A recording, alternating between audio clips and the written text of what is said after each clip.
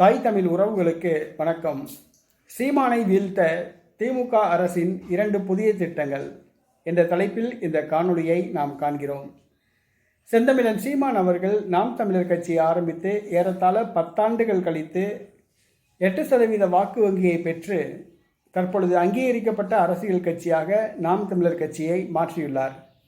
நாம் தமிழர் கட்சி நாள்தோறும் வளர்ந்து கொண்டு வருகிறது. மாணவர்கள், இளைஞர்கள், இளம்பெண்கள் அந்த கட்சியில் உறுப்பினர்களாக சேர்ந்து கொண்டு வருகிறார்கள். இந்த சூழ்நிலையில் மாணவர்கள் நாம் தமிழர் கட்சிக்கு செல்வதை தடுப்பதற்காக திமுக அரசு 2 புதிய திட்டங்களை கொண்டு வந்துள்ளது. ஒன்று புதுமை பெண் திட்டம், இரண்டாவதாக தமிழ் புதல்வன் திட்டம்.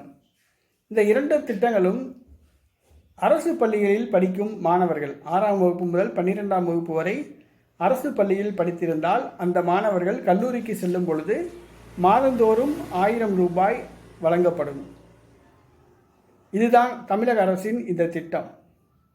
இந்த திட்டம் கொண்டு வந்ததற்கான நோக்கமே விசாரித்து பார்த்ததில் என்னவென்று தெரிகிறது என்று சொன்னால், நாம் தமிழர் கட்சிக்கு இந்த மாணவர்கள் சாறை சாறையாக சென்றுவிடக்கூடாது, அவர்களுக்கு தமிழக அரசு மாதந்தோறும் 1000 ரூபாய் வழங்கி மாணவர்கள் நாம் தமிழர் கட்சிக்கு செல்வதை தடுப்பதற்காகவே இந்த திட்டம் திமுக அரசு கொண்டு வந்ததாக சொல்லப்படுகிறது.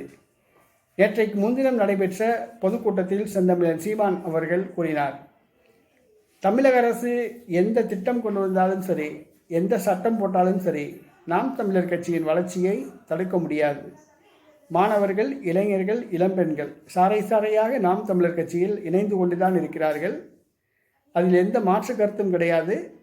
திமுகவுக்கு இனி அழிவு காலம்தான். அங்கு மாணவர்களோ, இளைஞர்களோ, இளம்பெண்களோ செல்லப்போவது கிடையாது. அது கிழடு கட்டையை வச்சு தான் நடத்த போகிறாங்க அந்த கட்சி.